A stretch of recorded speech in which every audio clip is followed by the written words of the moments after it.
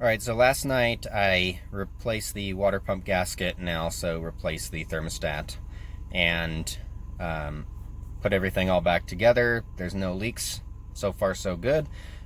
We're in the car right now and we're trying to warm it up to bleed out the coolant and replace the radiator fan assembly as well, because one of the fans wasn't running and the second one was only running on low speed. So right now, I'm going to show you where the temperature is at for the temp gauge and see where the temperature is at on the Subaru Select monitor. Alright, so the temperature gauge is right under halfway.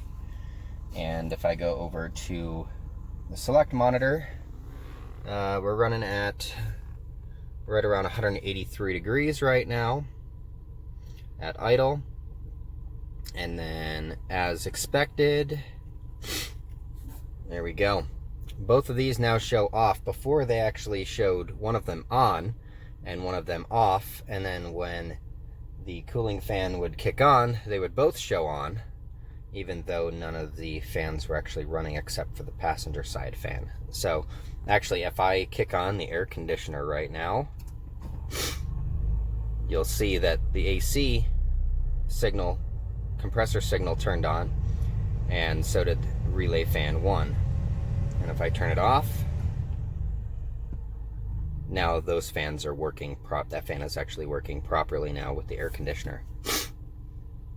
So going back up to the coolant temp, we're at 187 degrees. We're going to see if the new thermostat is working properly. It should open up right around 195 to 200 degrees. So we'll check to see where it's at when the fans kick on.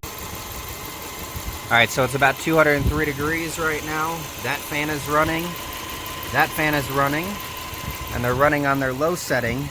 And then once the temperature gets higher, they're going to kick onto their high setting. And that's generally when the thermostat opens and the rest of this coolant will bleed out of here. And we can see no bubbles except for the occasional blip in there. And that's what we want to see.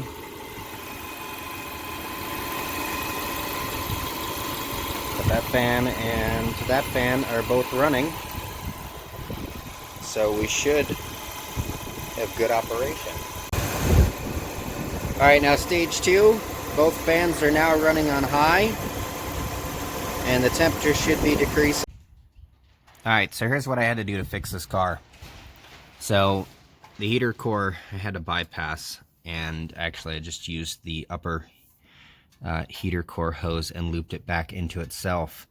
The heater core is completely clogged in this thing, and it's not allowing proper flow of the coolant. So unfortunately, the customer is not going to have any heat until she authorizes the heater core to be replaced. But brand new fans, brand new thermostat, took it for about a 10-mile drive, and with and without the air conditioning on, and the temperature never rose up 196 degrees with that in there. So I consider that as a success. We figured out what the issue was, in combination with a bunch of other issues, that it was heater core was clogged, and the radiator fan was bad, and the thermostat was the wrong type. The last part that the customer will need to get is a Subaru radiator cap. That's the last thing that I recommend. And the heater core. And this car will be 100% done after she gets those things replaced. So